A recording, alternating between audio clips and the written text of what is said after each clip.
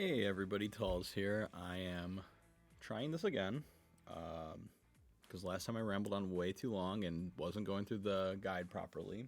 But this time this will be a more formal video walkthrough of the guide that I made about a month ago with probably a lot more elaboration and some details to make it a little more easy for some people to maybe understand.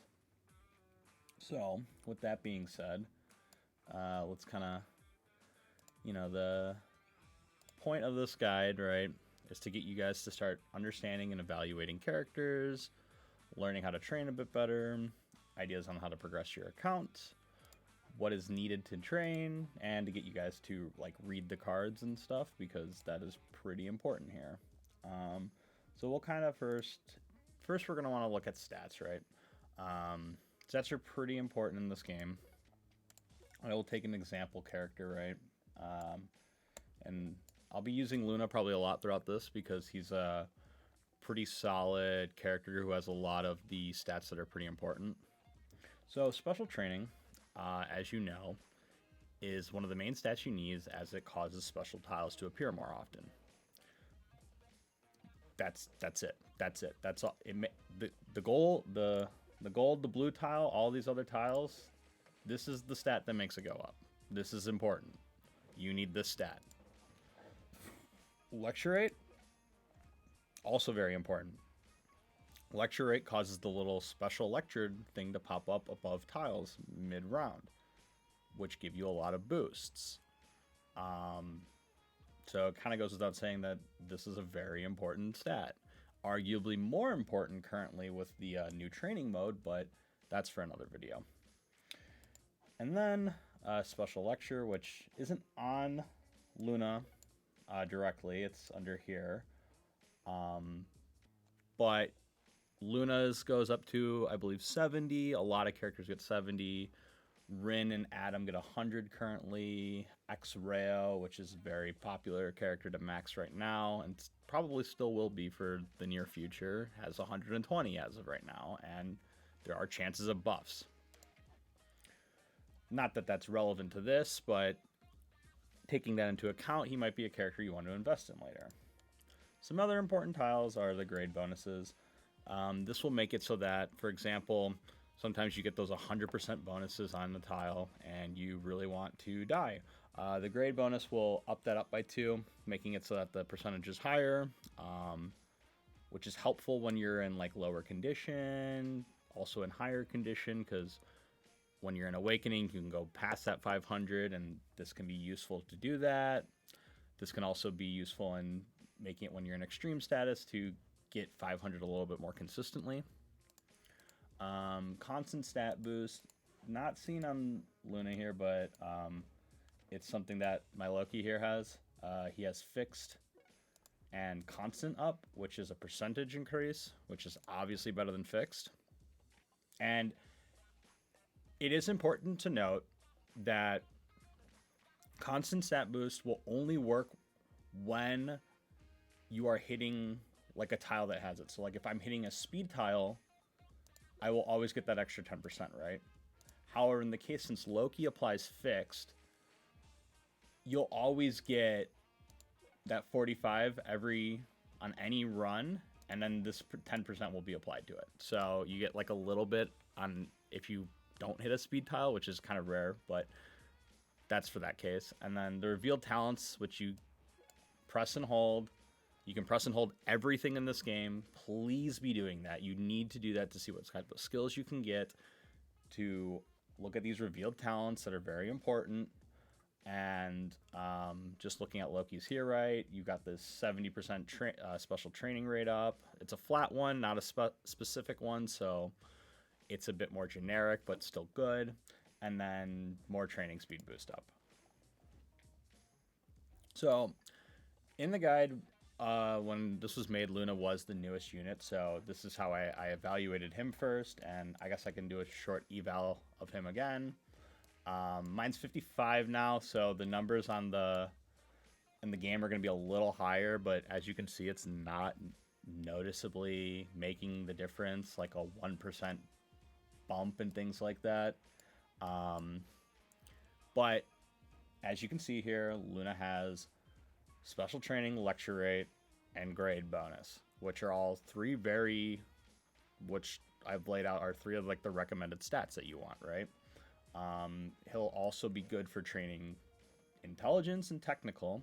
And one thing to note about intelligence is that since its substat is in tech as well, it's just overall like very good for technical training. And then he also has the special ability to give AT or additional time or extra turns or whatever you want to call it, right? So he is a phenomenal character at like 50 right out the bat, right? You get additional time, which is very important, special training, lecture rate, and he's hyper specialized in certain stats. Phenomenal out of the gate unit.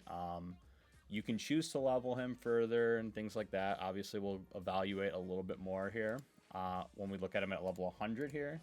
So the slide, I'm not sure if it's too blurry or not, so I'll pull him up. Oh, that's awkward. I will pull him up here and in this, right? So you see he's got 40%, 50%.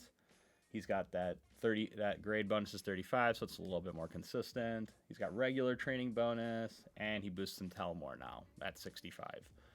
He also gets this bright purple card, which can give you extra turns, which is phenomenal as well. And then between his revealed talent, he now has 70% lecture bonus and 60% dribble rate up. So he's got 110, and he also has 40 lecture. So on top of everything else, he would come in at like a pretty solid friend for tech units, right?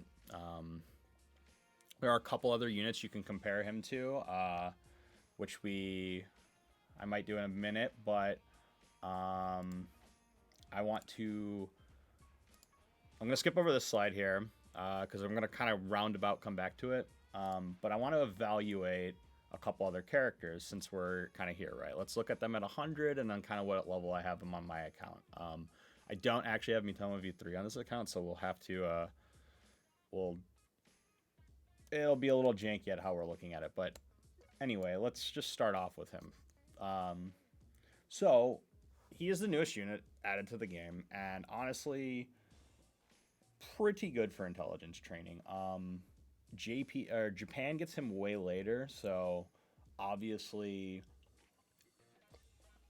kind of, I think he's a little more nerfed for us, but he's still like the best support for intelligence right now. As you can see, he's got that constant intelligence, he's got that regular training bonus, he's got that fixed like Loki has, and then he also trains kick power, but that's kind of not that important. It's like really worthless. Do not consider using him in kick comps. He's not the greatest there. And then he's got this 60% for just intel tiles, right? And that is huge. 60 is a lot for just one unit to give. And then he also gets that 100% lecture, and he's also got that grade 35%. Just like kind of like Luna, but the extra special lecture is obviously going to help out with making your run stronger. And then if we look at Rin, for example, right? Rin has kind of that same old baseline here, right? He's got that 60 right there. He gets that grade bonus, and he gets that 100%, right? That's like pretty strong. But Rin is obviously going to be a little bit stronger, as you can tell, right? So he also trains technical to a good degree, kick power more, but he also has flat special training, and he's got skill up, which is pretty important. The higher level your skills are, the better you're going to be doing in matches. And then 40% lecture rate. We've already talked about lecture rate. Great stat. And then it's also important to note that his face tile will give extra turns every single time, right? This is why you see this unit so often maxed right now and constantly used, right? He just brings so much in just one character at 100. Um, which is why when you're arguing for like a tech build between Luna and Rin, sometimes it's just gonna be better to take Rin. Kick has a sub in tech. You get those extra turns. You're probably gonna have a little bit easier time, right? Or you get those extra turns guaranteed if you hit the face card, right? Whereas with the purple one, it's you may or you may not get it, right? It's random. Um, so yeah, Rin also does come with that additional time as well, right? So he just comes with so much at 100, right? And then we're going to talk about Christmas Chigiri here, who is like the other new unit we got recently, since they've been slowing down our unit runs. And as you can see, um, he's just all speed focused, right? So constant speed, ultra shuttle 60, or there's that 60% targeting on the single tile. Fix bonus, got that 35% on the grade boost. And then he's got training bonus, no lecture though. So that he does lack lecture. So when you do have to kind of factor that in when you take him into your trainings. And then he's got that flat 100 special lecture bonus, right? The nice thing though about him is that he also comes with turn extension. And he's got 2 very powerful cards at 100, along with his other 2 sub cards also giving chances at extra turns, right? So he's got this card, which is great because it can give extra turns. The shoot card, I honestly rarely take this in runs. Sometimes you take it just because like you just want to gamble for extra turns and try to get that push your power a bit. But honestly, when this card comes up, there's oftentimes just better cards for me personally. But it's a decision making game, so it's still good to have nonetheless. The face card here, which just always activates the grade bonus, right? And it just raises your speed through the roof. Great card, and it has a really strong ability on it. And then this, which is probably one of the best cards in the game right now, since it automatically always will put you into awakening state. And that is just broken, right? So I don't need to explain awakening, but being able to go above 500% bonuses on tiles is just ridiculous. And yeah, now I do want to look at Christmas Chigiri very specifically here when we're talking about 50 to 80, right? So this is a card that, in my opinion, unless you're able to whale and max him out, is kind of a dead pull. And you'll see that at levels 50 to 59, he gives only this really out of the big major stats that we were talking about, right? And everything else is just kind of tunneled in on boosting speed, but not that great. And at 60, you get a 30% in the Ultra Shuttle, which is good, but like, for example, you can get like, I don't know, Zantuts is a bad example, but he's very comparable to Kaoru V2, where mine's at 65, right? But at 60, he gets that special lecture, but at 50, he already has lecture and the grade, right? And then that will only go up, which lecture's a little harder to get in speed, as you can see. So that's, it's certain things you got to factor. It's, 30% is good, but he's always going to be better at 100, as I'm clearly showing you. And the big thing is all of his cards come in at 100, basically. Because he does have a really strong base card here, and this card is pretty okay, but you're losing all the power if you don't have him at 100. So I would say that there are certain characters that you really do need at 100 to get their full value out of, and Christmas Chigiri is going to be one of those cards, right? But on the opposite side, so Rin here, mine's only at 60, but I wish I had it at 65 on this account. I just do not. But it is important to note that, like, at 60, he brings so much more than Christmas Chigiri did, right? Like, instead of just that 30% on one tile, he's got 59% now, which is, like, huge. And he's got lecture rate on top of that. Like, that's just crazy. And the nice thing about Rin is that, like, for example, I'm going to bring back Luna. I'm going to bring back the topic of level 100 Luna here. Is that while Rin at level 100 probably would yield your run a bit better, if you have him at 65 and Luna at like 50, for example, you might get better trainings by having that Rin in, because he just brings along better stats at 65, just flat out, right? So you do get that bright gold, you do get that training tech, you get the lecture rate, you get the special, you get this. It's not going to be as good without the Rin face card, but it's still like, worst case scenario, you do sometimes will just take a shock card, right?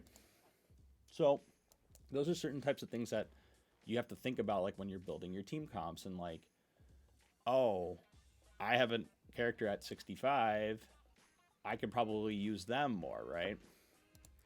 And I'll kind of get into that a little bit more, but obviously I do want to go in and talk about special support cards, because I feel like maybe I didn't do this slide as well as I should have, but I value and look at a lot of these SSRs the same way I look at a player, right? The difference is that SSRs are constantly more power crept, right? We get tons more SSRs. Like, just look at how many there are in my box from when they were giving them out to us for free, right? Not to mention, we also get these free ones that debatably aren't that great, but you know, if you are a newer player, you might have to use some of these cards. And yeah, it's important to utilize all of your options your box has to offer. For example, just going to briefly touch on this card, Devour, which is one of the better free-to-play cards that people in new accounts should look to max, or at one point did often. And like, it seems okay for physical, right? It's got you know, the black exercise machine, the regular one, and then the big thing comes that it has 70% lecture on a free-to-play card, which is pretty high, and 35% special lecture bonus, which it's okay. But like, for example, for physical, this might be one of your best cards, right? Because it does have that, and it's free. But enough on that. Let's kind of talk about, like, for example, you can tell that all these ones at 100 are free to play cards, right? Let's talk about why I leveled first selection is cleared, right? So this is a card that I deliberately chose to level. When I first saw it come out, a lot of it had to do with the tile types and like the stats that it gave, right? So I recognized that I needed a card that helps with technical, due to, I mean, me as a person, I'd prefer like the technical characters in the game. So yeah, I tend to pull towards that at times. But then I've also recognized that like my account at the time had a level 70 Loki and a lot more speed characters, and I was like, this is also a good speed card, so I should kind of look to invest into that, because the special ability here, right? The special ability will at 5/3 always give you Awakening, and at 4/2 possibly put you into Awakening, which I just found to be a very consistently strong skill. And so I've leveled it up, and I've chosen to do that, and now it's at, or I chose to spin gacha on it too to level it as well, right? So at level 80, or at level 60 is when it gets that special training rate up. So it is kind of a card that you have to scale, and I'll show you a couple other cards that are like that as well. But yeah, you will have to scale this card up to get the full benefits. But then at 80, it's got, you know, all three of those big stats, right? So it just feels like a very solid card overall. One of the tiles also can possibly give additional turns. The tech tile overlaps with speed regardless, right? So this card, like, it doesn't feel bad when you take like a dribble training in a speed run, right? And then I want to go through and kind of talk about what we used to call the big three, which is Kunisagi here, Henri V1, and Rin V1. So Rin V1 is a card that got buffed. As you can see in the slides, the special ability didn't used to be there, but You know, you can get up to 3 extra turns when you get that 5/3. But the big thing that made a lot of these cards so valuable and important at first were you get the special training and the lecture rate from Rin pretty early. And then with Anri, you get the special training and the lecture rate as well. And then with Kunisagi, you would get the lecture rate, the special lecture bonus, and the special training rate. You'd get all of that. That's why these cards were so... That's why a lot of people leveled these cards and stuff. They might be a little dated now. Kunisagi also gives turn extension, so I personally take it in my kick runs still. And you can see because it's got 2 shot cards, so I will take it in my kick runs, and yeah, it's pretty good still, even at level 70. I haven't chosen to level it further because at 80 plus, the stats are kind of something to be desired. You don't really get anything on its revealed talent, so that's why I haven't really leveled it, right? Whereas a card like Henri Re1, I could consider to keep leveling it because I'd get that special lecture bonus. But this card, it's pretty dated as well now. There's sometimes I'll take it, but most of the times I will not take this card anymore personally. But it might be one of your best cards because if you it's got those generic stats that you want. Those are very important, and its ability can put you into extreme, so it's really not like a terrible card, right? The big kind of abilities and stuff that we see now are a lot of cards have a lot of weight is held on extra turns, right? So for example, we got this Ego V2 here, who will always on 5/3 give turn can give turn extension, or you can restore to extreme or above. You're always taking the extra turns because the extra turns are so much more valuable. And then Awakening here, which is another one of those cards that I have to mention, is a card that takes a little bit to ramp up. As you can see, mine's at 65, and at 65, it is a good stat stick, right? It's got very good, like, constant kick, always training, like, you know, it's got these good kick things, and then you get like a little bit of lecture rate, right? So this is one of those cards that you would want to ramp up because it gets the other 2 good stats at 80, right? But its power isn't just in that. Its power also comes in at 5/3, once again, turn extension. And at 4/2, you can possibly go into Awakening, kind of like with first selection is cleared, right? So there's that, and then I kind of want to talk about like some other ones. So for example, we've got worst case scenario. Now you're probably wondering why I have this one at 65 on my account. I kind of just got lucky on the RNG pulls, but it wasn't really a conscious effort. I just kind of leveled it because I was like, well, there's no reason not to, because it's like it was like okay and save the blue lock, just due to the tiles that it had. And it gives Special Break, which Special Break will put you into Awakening once you hit it. But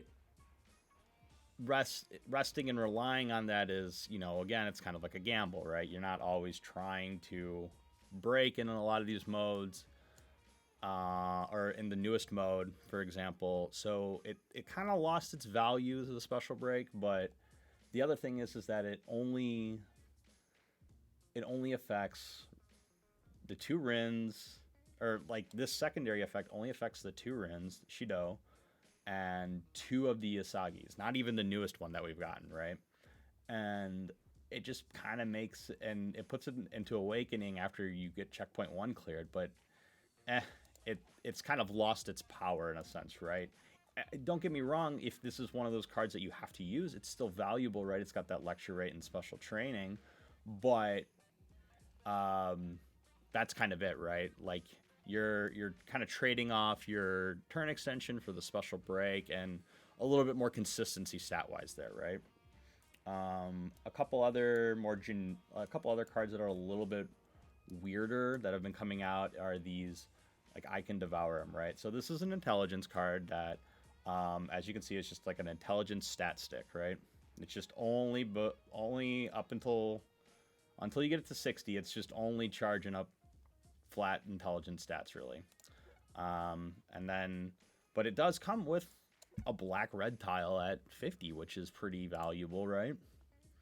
And we'll start seeing kind of the tile creep coming in a bit more, which will make a lot of the older cards a little tougher to justify, but cards get buffed, so you just kind of have to hope. And then the special ability on this card will, once again, you see that it has that special break up here, which is, you know, fine. And then it's got additional turns on the last stage for these selected characters. And honestly, like, if I'm evaluating this card on that, it can be really good for some of these characters. For example, Nico on here is a great one that I'll kind of show when I want to do some team evaluations. I'm going to go through a couple different characters and show that. But so like Nico, that would be a good option. The two like intelligence Isagis, that's okay. And then you've got Decisive Moment Rin, which is the intelligence Rin. And I think that's kind of it in terms of like really giving that, like wanting to use this card in one of those comps. But we'll kind of go through that after I get to that how to train section, right? And then there are some other abilities, right? I think this one has that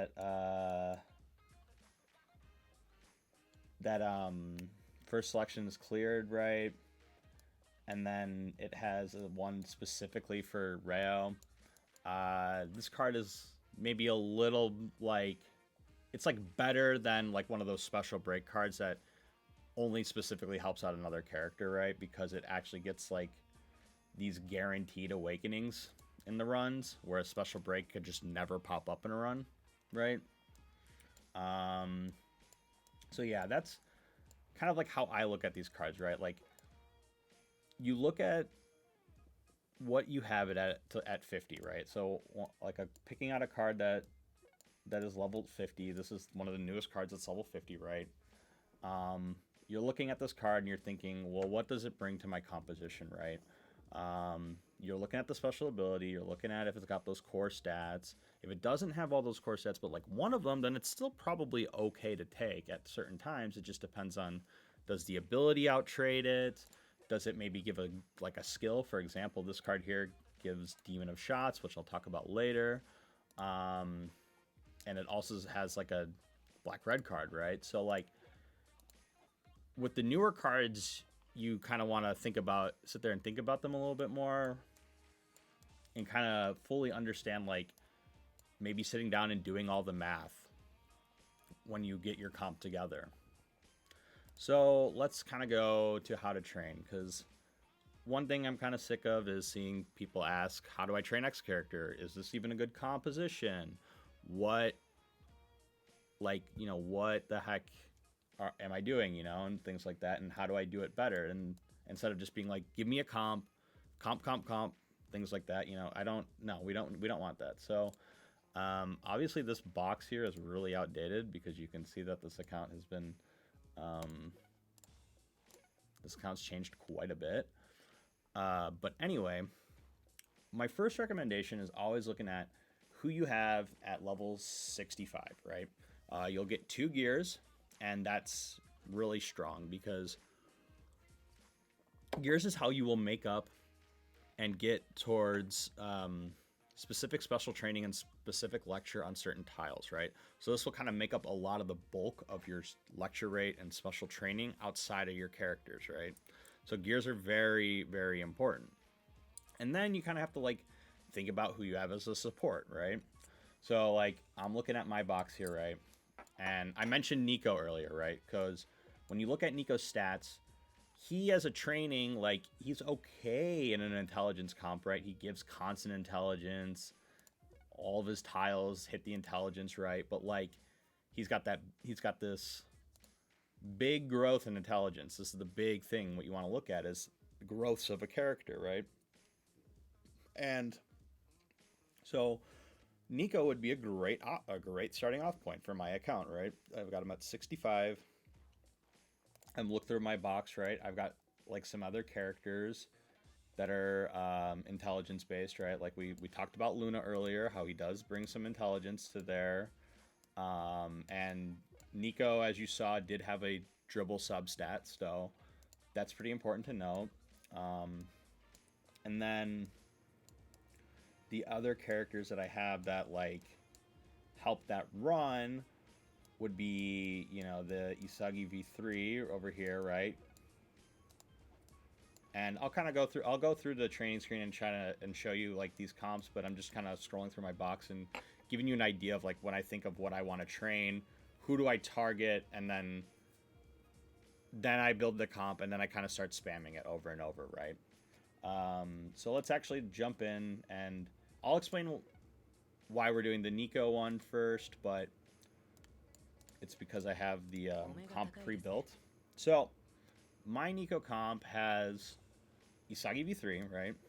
Who's got 50%, 25%, another 27, training intelligence, that additional time, right? Very solid card to take here. And you might ask why not him at level 100. I kind of already spoiled it earlier, but this guy's just so much better right now at level 100, and we already talked about that, so that's why he's there. And then Luna, obviously, I've talked about this character enough. And then you're probably wondering why I have X-Rail here. So X-Rail, mine's 90, right? And I'm trying to use the most out of my box, right? So this Sniper Pass at 10 still has an 85% special lecture rate. So if I high roll a bit and runs, you can kind of get there. He also does boost technical, which, as I've established, is a substat for Nico. So that is important, right? And he also has flat special training rate, which is, you know, always good, right? And then Gaga's probably the one that's the weirdest and most out of place here. And I would agree with you if you thought that his oomph in intelligence really does come at 65, where he gets that and this. However, I don't really have another good option. I could use Rin V1, and that might be a little bit better, but I honestly just prefer the additional turns he gives. He also's got that flat lecture. He's got the special training rate. I have found my runs to be more consistent with Gaga here over Rin V1, and so that's just kind of why I've stuck with that. This card, I feel like I don't really have to explain. It can give extra turns, boosts intelligence, has some decent, like, of the big three, right? Since it's at 65, sometimes you take this tile because you can gamble an extra turn, right? And then, obviously, we talked about this card and how it's really good for Nico because it gives him the extra turns all the time. You can possibly special break, and then it's just all intelligence, right? The one weird card would probably be, you might ask, why is this here? And as I said, he does have that substat in technical, so I do use this card for that. 70% training rate, I just cannot give up, really. And that guaranteed awakening, if you get it in runs, it's very helpful. It also does have that 25 lecture and some special lecture bonus. So overall, while this card isn't geared entirely for intelligence, because this one for me is so high level, I am using it here because it does provide enough in my runs, right? And so that's kind of like my thought process on this Nico account, and I can kind of show you that, like, even today I hit a million, right? I hit 1,100,000 actually with this exact comp, and then the 2 gears. I have some pretty decent gears, I won't lie, for intelligence too, so it does help. But yeah, that's kind of how I went about making Nico, right? And so then now you probably wondering, like, well, you have that Loki that's level 100 in your box, why aren't you just spam training him all the time? And I would, but I'm not really looking to make a speed midfielder at the moment, and that's just a personal preference. But for example, like a character like Zantet's here, who has quite a bit of like growths in speed and physical, and as a support, he's only okay, right? They recently buffed him to make him a little bit better with speed, but in my opinion, if you have a lot of speed units, he's kind of one of the last ones you're going to want to pick, right? So let's actually go through and build a Zantet's comp, which I did the last time I tried recording this, but it went really bad. So this was what I had landed on at one point, and obviously, as we talked about earlier, Chigiri friend, always taking him, right? Very important to just always be taking him because he gets the most value at 100 out of any of the speed cards right now. And so, obviously, once again, we have the first selections cleared. Talked about this card enough, but yeah, at being at an 80, it's too good not to take here. X-Ray, another one that's just phenomenal. We're taking Gagamaru here in our comp right now because the additional turns and speed. So yeah, pretty important. I'm taking this card, and I am only taking this card because I have it at 65, which gives me an extra good tile, right? So these are other things you have to factor, right? Like if you can get a strong tile at 65 for the stat you're training, you might want to use that. But now here's where you can kind of do a little flexibility and change things around with like a character like Zontetsu, right? So, I do also have the X-Nagi, but I was hovering Mitoma because he's, we talked about him a little earlier with a lot of speed, very strong in that regard, but in my opinion, he's not the best option I have. The best option I have, well, besides Loki, sorry. Loki is the best option I have, obviously, because he's 100, and he can give additional turns, right? But this X-Nagi and Mitoma here are two characters that are, like, very strong with training speed. X-Nagi a little bit more on kick, but, it still is there. I'm personally going to be using Adam on my account because he's 95. He has one physical card, which does overlap and give a little bit of speed. He's got that special training, that high lecture here, and then since he's 95, he's also got close to special lecture being maxed out, right? So I personally, for myself, use Adam in my runs with Zontetsu, right? So these are the kind of things you have to think about when you're training, right? You got to look at who you have in your box, who can maybe supplement. Sometimes you might have to use someone who's a little unoptimal, right? And then this card, right? Like this card, I've trained with this card due to like the ability it gives and it having another black-red. But honestly, with Zontetsu, I tend to stick with the good old Ren V1, right? So this is kind of what my Zontetsu comp looks like because it does touch on Fizz a little bit, which isn't as important. It is still a very speed-based build at the end of the day, but this gives me a lot of extra turns, a lot of ways to go back into Awakening, a lot of high yield based on like all the special lecture bonuses I have. That's kind of the things that you have to be thinking about when you're building. And when you have a lot of level 50s and things like that, your decision making is a little more tough. I understand that. So you have to use what gives the best at the stat that you're training, right? Those are the type of things you want to go through, right? And then speaking of stats, going to do a rough breakdown of stats here. Stamina not as important as it used to be. You're never really focusing on training stamina, but do know that if your stamina is really low, you will lose your stats faster and probably lose matchups that you normally would win. Speed is used for carrying the ball up the field. It's why a lot of midfielders tend to go a speed-based build because they can kind of blitz through and get to the goal to either pass or shoot right away. Physical is mainly used to defend against characters that are breaking through, like with speed. And it's also used to win second balls, like when the ball gets loose. Technical is mainly used for breakthroughs, so technical will often like beat I believe physical in matchups due to that, or speed. Yeah, it's kind of weird on that. And then intelligence is used for like shot blocking or intercepting passes. I'll talk a little bit more about this when I get to 311, but intercepting passes is a little harder to do with the intelligence these days. And then kick power, the higher the kick power, the easier it is to score a goal. They also will require to have more intelligence to try and block that. So yeah, important to know. So the 311 slide's a little outdated on a couple things. Mainly like who can give DOS. There's a couple extra cards now I've shown. But I'll kind of roughly go through my Pablo's build, right? This is one that I use on teams. So Fierce Demon of Shots, it greatly boosts your shot range. Pablo himself is a mid-shot character, and then you kind of want to get this as high as possible. So the higher the level, the more of a boost it gives. That's kind of self-explanatory, right? So you want, ideally I'd want this at 10, right?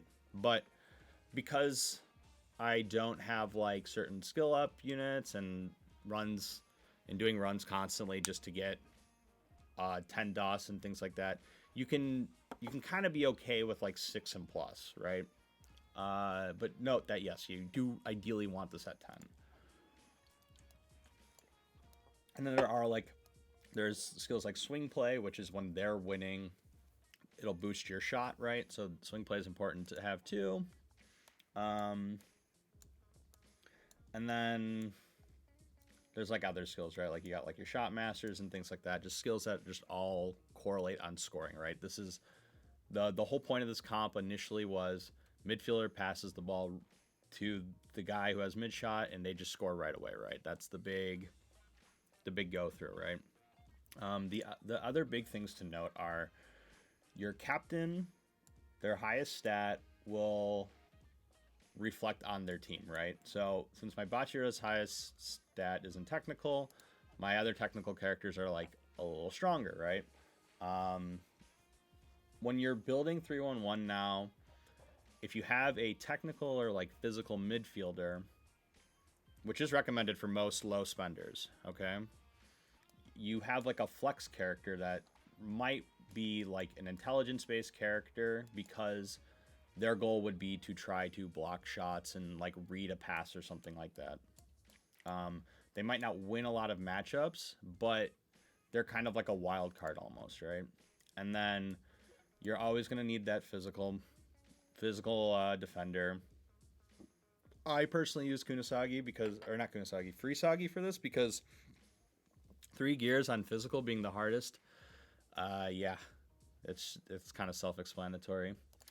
And then a speed defender, right? You still have to counter and check the speed at the end of the day. It is what it is.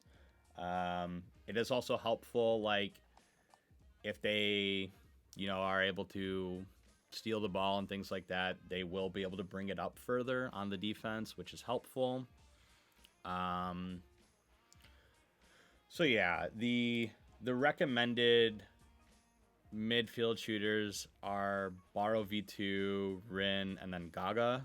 Gaga, I think, is still bugged where he doesn't get Fierce Demon of Shots on level up now. But as you can tell, I'm using Pablo. Pablo, I would say, in really niche cases also works.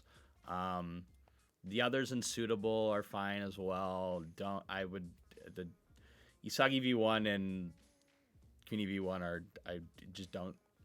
But you can consider using Pablo if you have him at 65, which is what I've done. It's also important for 3-1-1 to, like I said, you got to evaluate the growths of your players. Once you get that down, you'll be able to figure out like who can go where. Shido here, he could possibly do physical or technical, or you can just have him be all kick if you wanted to, but he's got normal shot range, so I wouldn't plan on him. Characters like Zantuts, right? He's got that 40 in speed, but he's also got 25 in physical. And when I'm personally looking at growths, I'm looking at if it's above 15% or 20%, right? Like those are your kind of sweet spots on things, right? Because you could take somebody like my 75 Pablo, for example, right? He's got 32 in tech, 31 in kick. He's got 6 in everything else. You could argue you could train him in everything else because there's 6% growth, but it's going to struggle. It's going to look like crap. It's not going to be fun.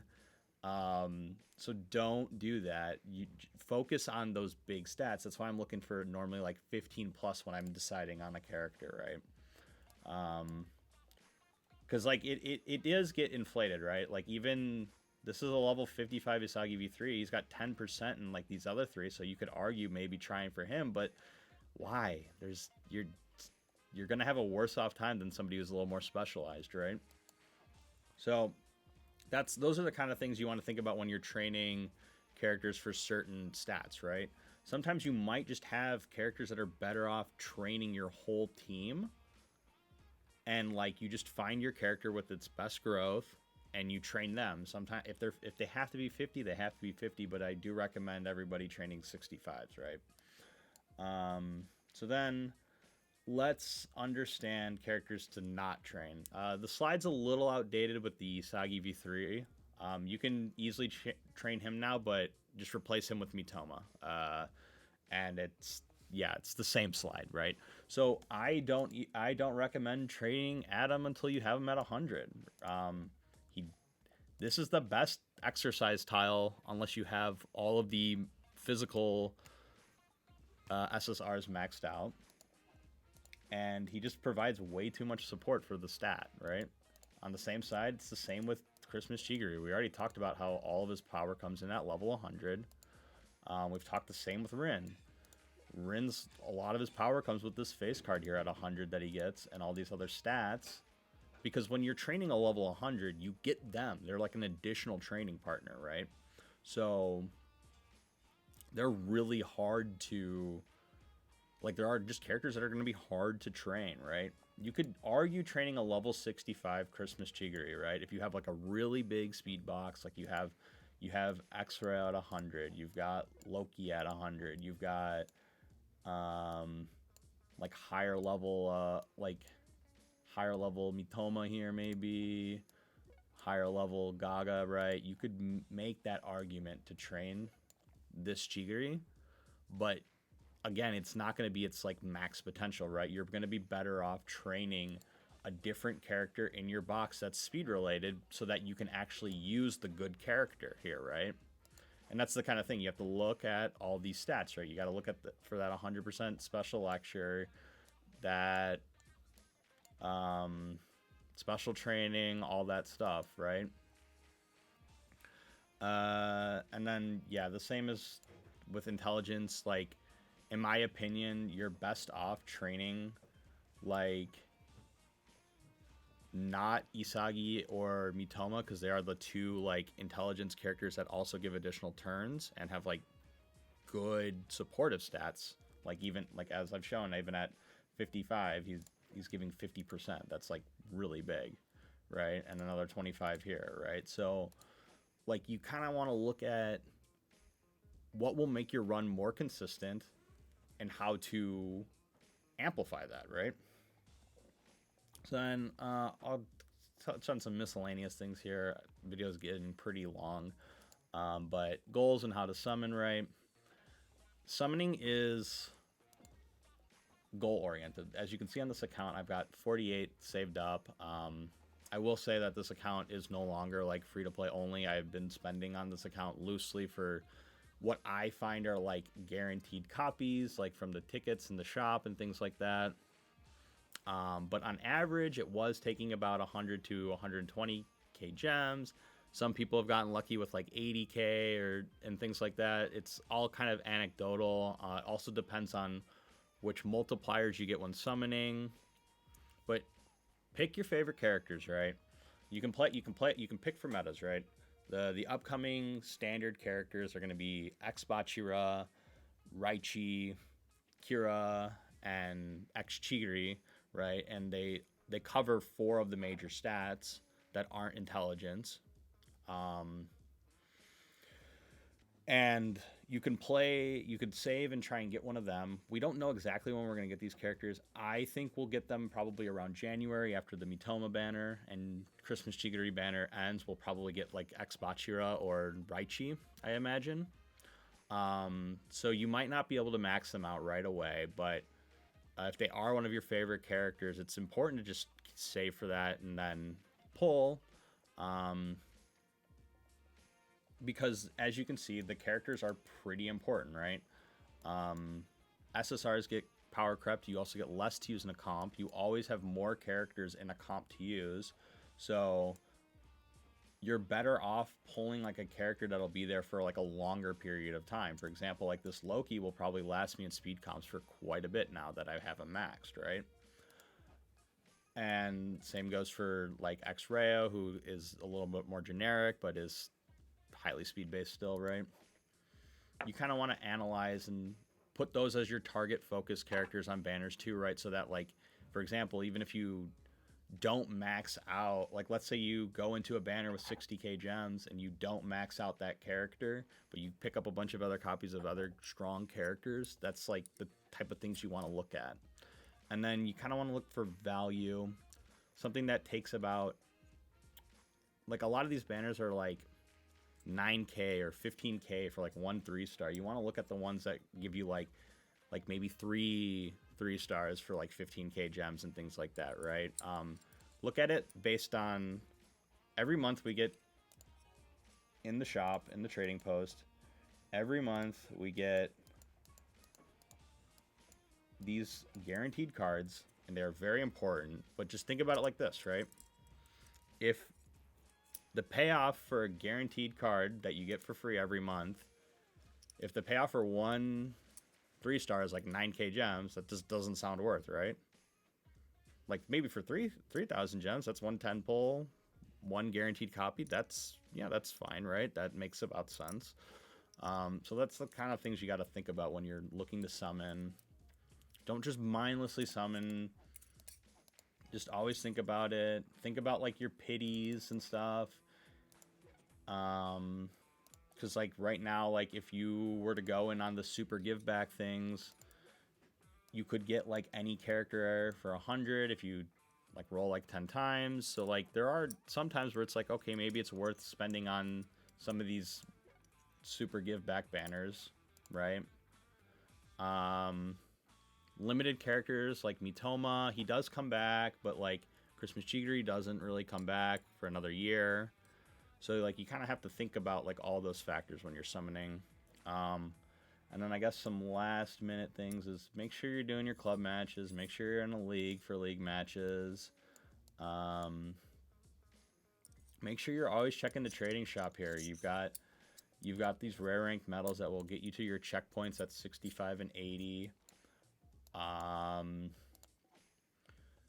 And make sure you're doing your rivalry battles. They're tedious, and right now there's no good ones, but you know, as long as you're doing these, you will get account progression, right? Like the one here, like I didn't do it much, but I did it enough to get those 5 Luna pieces to get them an extra level, right? And things like that. So you kind of want to think long term when you're playing free to play too, right? Wherever you can pick up some like valuable character puzzle pieces, do that, right?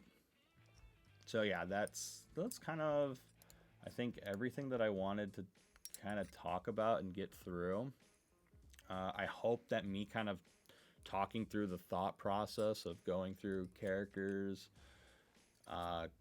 training and things like that made a little bit more sense for you guys. I will probably try to do something for To the World. Not too sure on it yet, though, because the game mode is very different from Save the Blue Lock, and there are some more niche interactions and things that you have to think about while playing the mode that I personally have had a hard time making a PowerPoint for, so that's why that hasn't come out. But maybe I'd be able to make a video for it a little easier. Anyway, with that, I will see you guys later.